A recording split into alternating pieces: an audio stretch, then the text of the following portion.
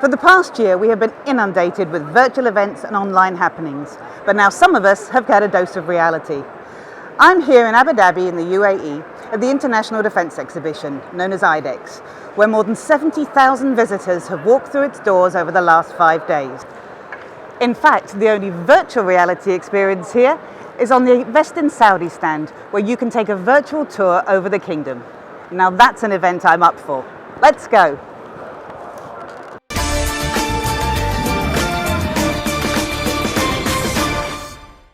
Certainly, investment, cooperation and collaboration were all the buzzwords from the event and its 900-odd exhibitors from 59 countries. And in real reality, Saudi Arabia and the UAE were at the heart of the deals being made. Saudi's General Association of Military Industries, GAMI, the sector regulator, was reinforcing the message of how localization of the defense industry will be the kingdom's focus. I think we are at the early stage or steps at the moment of moving toward our targets in 2030 by localizing 50% of our spending. And since GAMI was established, we have doubled the localization. It was 4%, now we are about 8%. And we have a target to keep on an annual basis, shifting or raising our localization. We have a plan to invest about $10 million in the industry part of localization, and close to this number will be for the research and development. And that requires a sound ecosystem between the industry, the end users, GAMI, as well as the universities and research centers.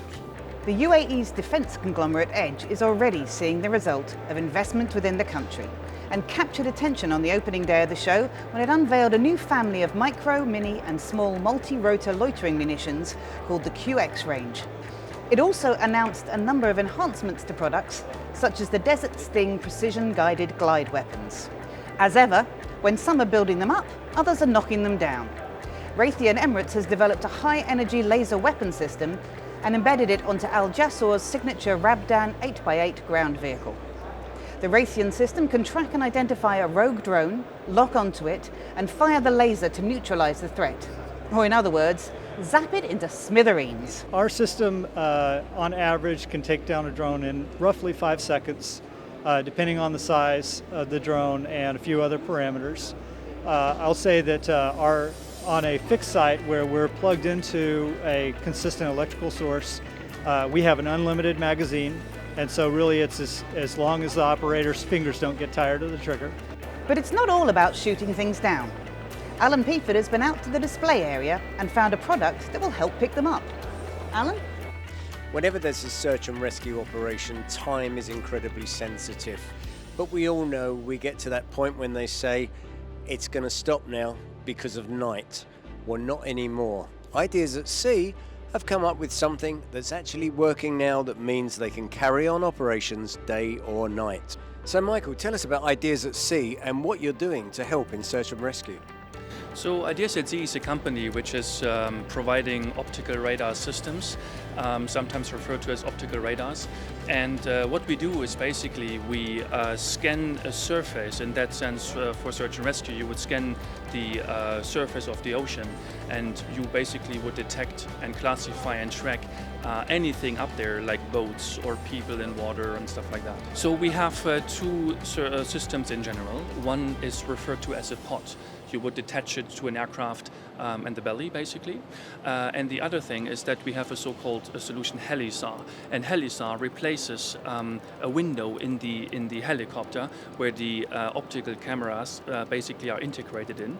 And the way it works then, you activate the system, and from there the cameras basically scan the surface continuously, and then the algorithms pick up and throw you in the mission operating system like an alert if they detected something. So presumably Coast Guards and other search and rescues will be all over this, won't they? Have you done any deals yet?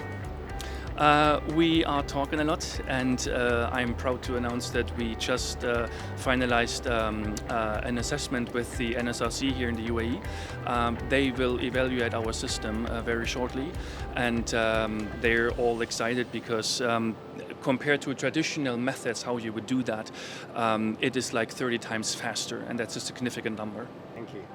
So if you happen to find yourself floating in the waters of the Gulf, you've got to hope the NSRC are operating that system. Back to you, Jill.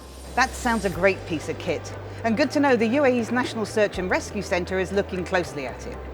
The COVID protocols have been the driver to make this show a success, with all delegates having regular testing, and in the halls, hand sanitising and social distancing were key. But amazingly, almost $13 billion worth of deals were announced in the opening few days of the show, with the lion's share going to international companies. Before the event, there had been high hopes for historic partnerships with Israel following the Abraham Accord.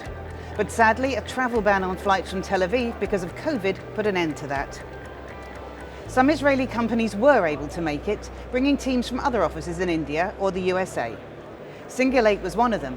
It has a presence in Tel Aviv, New York, and as of now, the UAE too, with partners in the defence field, essentially in the areas of cybersecurity and communication platforms. We're very excited and proud to be here and representing Israeli technology.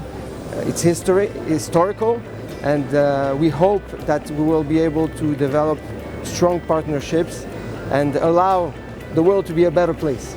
Our defence correspondent Jay Menon, out on his walkies round the show, found something that could also make it a better place for dogs, especially when they have to leave an aircraft suddenly. Now next time you ask who let the dogs out, this is where it is. And here we have a canine jump bag. This is a special operation, often involves canine for search, scouting and attack purposes. And having the ability to transport a canine on an airborne jump operation will broaden their unit's mission capabilities. It's designed for the live canine using a standard working harness. It protects the live canine body, legs and their feet from cold air. Must be a Springer. Although IDEX isn't inundated with aircraft, there was still an impressive air display involving Al Fassam, the UAE's Knights of the Sky aerobatic team. And on the ground there was a Calidus B-250 homegrown light attack aircraft. Although the team was remaining tight-lipped about the reasons behind the delay to flight proving, they promise it will be soon. And there was news too of a new maritime patrol aircraft.